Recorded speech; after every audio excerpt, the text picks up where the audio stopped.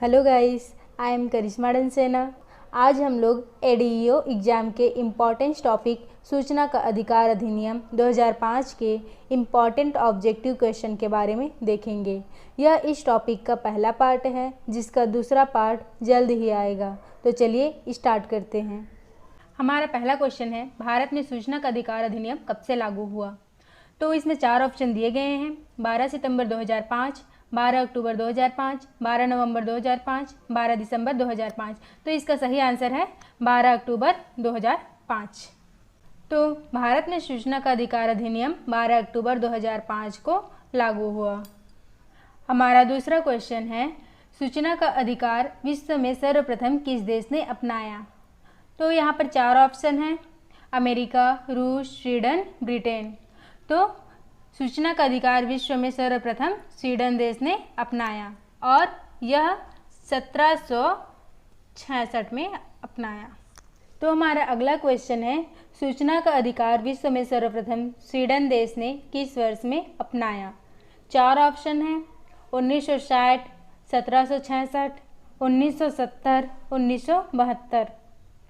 तो स्वीडन देश ने 1766 में अपनाया। हमारा अगला क्वेश्चन है, भारतीय संविधान के किस अनुच्छेद में सूचना के अधिकार को सर्वोच्च न्यायालय ने परिभाषित किया है? तो यहाँ पर 4 ऑप्शन दिए गए हैं। इसका सही आंसर है अनुच्छेद 19(1)(a। इसमें वाक एवं अभिव्यक्ति की स्वतंत्रता को बताया गया है।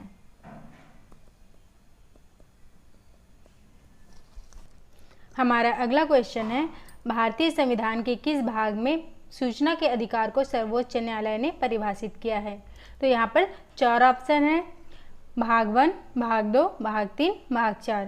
तो इसका सही आंसर है भाग 3 और भाग 3 में मौलिक अधिकार का उल्लेख है। हमारा अगला क्वेश्चन है, भारतीय संविधान में सूचना के अधिकार को किस श्रेणी में जगह दी गई है? तो यहाँ पर 4 ऑप्शन दिए गए हैं, समानता का अधिकार, वाक एवं अभिव्यक्ति की स्वतंत्रता, धार्मिक स्वतंत्रता, शिक्षा का अधिकार। तो इसका सही आंसर है वाक एवं अभिव्यक्ति की स्वतंत्रता, जो भाग 3 के अनुच्छेद 19(1)(a) में वर्णित है। हमारा अगला क्वेश्चन है, सूचना का अधिकार विधेयक लोकसभा में कब पारित हुआ? तो यहाँ पर 4 ऑप्शन दिए गए हैं, 11 मई 2005, 12 मई 2005, 15 जून 2005, 12 अक्टूबर 2005। तो सूचना का अधिकार विधेयक लोकसभा में 11 मई 2005 को पारित हुआ। हमारा अगला क्वेश्चन है, सूचना का अधिकार विधेयक राज्यसभा में कब पारित हुआ? यहाँ 4 ऑप्शन दिए गए हैं, 11 मई 2005, 12 मई 2005, 15 जून 2005, 12 अक्टूबर 2005। तो सूचना का अधिकार विधेयक राज्यसभा में 12 मई 2005 को पारित हुआ और 11 मई 2005 को लोकसभा में पारित हुआ था और 12 अक्टूबर 2005 को संपूर्ण देश में लागू हुआ था। हमारा अगला क्वेश्चन है, सूचना का अधिकार विधेयक पर राष्ट्रपति ने हस्ताक्षर कब किए? यहाँ पर 4 ऑप्शन दिए गए हैं, 11 मई 2005, 12 मई 2005, 15 जून 2005, 12 अक्टूबर 2005। तो इसका सही आंसर है 12 जून 2005। 11 मई 2005 को लोकसभा में पारित हुआ, 12 मई 2005 को राज्यसभा में पारित हुआ और 12 अक्टूबर 2005 को सूचना का अधिकार अधिनियम संपूर्ण देश में लागू हुआ। हमारा अगला क्वेश्चन है, सूचना का अधिकार विधेयक कब अधिनियम बना? तो इसका सही आंसर है 15 जून 2005। जब सूचना का अधिकार विधेयक पर राष्ट्रपति ने हस्ताक्षर किया तब यह अधिनियम बना। तो हमारा अगला क्वेश्चन है, सूचना की स्वतंत्रता विधेयक को कब पारित किया गया था? 4 ऑप्शन दिए गए हैं, 2001, 2002, 2003, 2004। तो सही आंसर है 2002। सूचना का अधिकार अधिनियम को पारित करने से पहले सूचना की स्वतंत्रता विधेयक को 2002 में पारित किया गया था।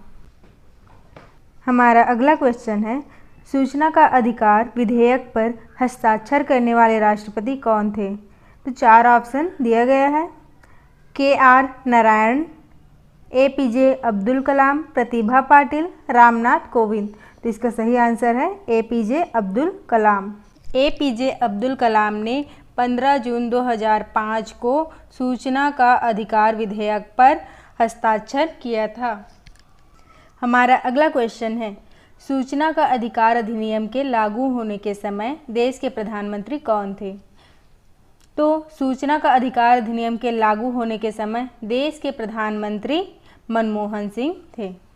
हमारा अगला क्वेश्चन है, सूचना का अधिकार अधिनियम में अध्यायों की संख्या कितनी है? तो अध्यायों की संख्या 6 है। अब हमारा अगला क्वेश्चन है, सूचना का अधिकार अधिनियम में धाराओं की संख्या कितनी है? तो धाराओं की संख्या 31 है और हमने देखा है कि अध्यायों की संख्या 6 है। हमारा अगला क्वेश्चन है, सूचना का अधिकार अधिनियम में अनुसूचियों की संख्या कितनी है? तो अनुसूचियों की संख्या 2 है। हमने पिछले स्लाइड में देखा है कि धाराओं की संख्या 31 है और अध्यायों की संख्या 6 है। हमारा अगला क्वेश्चन है, सूचना के अधिकार अधिनियम 2005 के अनुसार सूचना के अधिकार में निम्नलिखित अधिकार शामिल हैं। यहाँ 4 ऑप्शन दिया गया है। पहला ऑप्शन है कार्यों, प्रलेखों और रिकॉर्डों का परीक्षण, सही है। प्रलेखों और रिकॉर्डों की टिप्पणियाँ, उद्धरण अथवा प्रमाणित प्रतियाँ प्राप्त करना, ये भी सही है। सामग्री के प्रमाणित नमूने लेना, ये भी सही है। अतः हमारा आंसर होगा उपरोक्त सभी। हमारा अगला क्वेश्चन है, निम्नलिखित में से कौन RTI अधिनियम 2005 के तहत सूचना की परिभाषा में नहीं आता है? कार्य पुस्तिकाएँ आता है, परिपत्र ये भी आता है, किसी भी इलेक्ट्रॉनिक रूप में आयोजित डेटा सामग्री ये भी आता है। तो कौन नहीं आता है? प्रक्रिया में फाइल सूचनाएं। हमारा अगला क्वेश्चन है, निम्नलिखित में से कौन सा निकाय सूचना के अधिकार RTI के दायरे में आता है? यहाँ 3 कथन दिए गए हैं। पहला कथन है स्वापक नियंत्रण ब्यूरो, जिसे NCB भी कहते हैं। दूसरा कथन है प्रवर्तन निदेशालय। तीसरा कथन है अनुसंधान और विश्लेषण।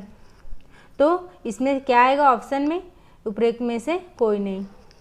अतः RTI के दायरे में स्वापक नियंत्रण ब्यूरो भी नहीं आता, प्रवर्तन निदेशालय भी नहीं आता, अनुसंधान और विश्लेषण विंग भी नहीं आता। हमारा अगला क्वेश्चन है, अगर लोक सूचना अधिकारी सूचना का अधिकार अधिनियम के तहत विनिर्दिष्ट अवधि के भीतर सूचना प्रार्थी को सूचना देने में असफल हो तो उसे खाली स्थान कहा जाता है। यहाँ 4 ऑप्शन दिए गए हैं। अवमानना, स्थिर सूचना, समय समाप्त, मानित अस्वीकृति। तो इसका सही आंसर है मानित अस्वीकृति। अगर लोक सूचना अधिकारी सूचना का अधिकार अधिनियम के तहत विनिर्दिष्ट अवधि के भीतर सूचना प्रार्थी को सूचना देने में असफल हो तो उसे मानित अस्वीकृति कहा जाता है। हमारा अगला क्वेश्चन है, RTI अधिनियम 2005 के तहत सूचना प्राप्त करने की समय सीमा क्या है? यहाँ 4 ऑप्शन दिया गया है, 15 दिन, 30 दिन, 45 दिन, 60 दिन। तो इसका सही आंसर है 30 दिन।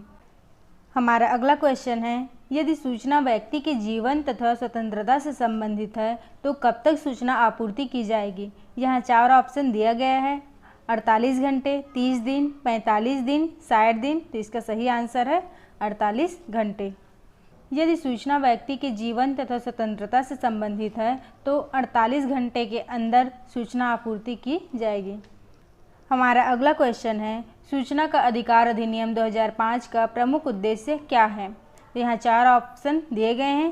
पहला ऑप्शन है सरकार के क्रियाकलापों में पारदर्शिता लाना है, ये भी सही है। दूसरा ऑप्शन है प्राधिकारियों की जवाबदेही स्पष्ट करना है, ये भी सही है।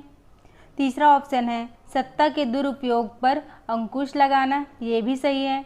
तो हमारा सही आंसर क्या होगा? उपरोक्त सभी। हमारा अगला क्वेश्चन है, सूचना के अधिकार कानून के राष्ट्रीय स्तर में लागू होने से पहले कितने राज्यों ने लागू किया हुआ था? तो कितने राज्यों में लागू किया हुआ था? 9। और यह 9 राज्य हैं तमिलनाडु, गोवा, कर्नाटक, दिल्ली, असम, मध्य प्रदेश, राजस्थान, महाराष्ट्र और जम्मू कश्मीर।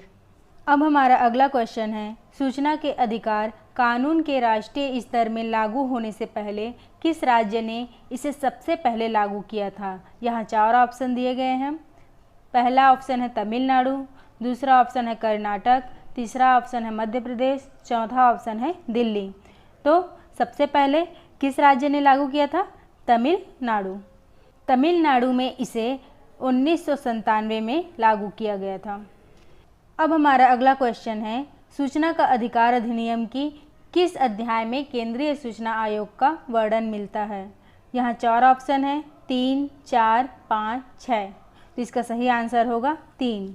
सूचना का अधिकार अधिनियम की तीसरी अध्याय में केंद्रीय सूचना आयोग का वर्णन मिलता है।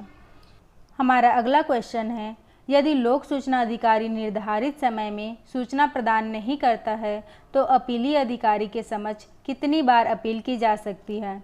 यहाँ 4 ऑप्शन दिए गए हैं, 1, 2, 3, 4। तो इसका सही आंसर है 2। यदि सूचना अधिकारी निर्धारित समय में सूचना प्रदान नहीं करता है तो अपीली अधिकारी के समक्ष 2 बार अपील की जा सकती है।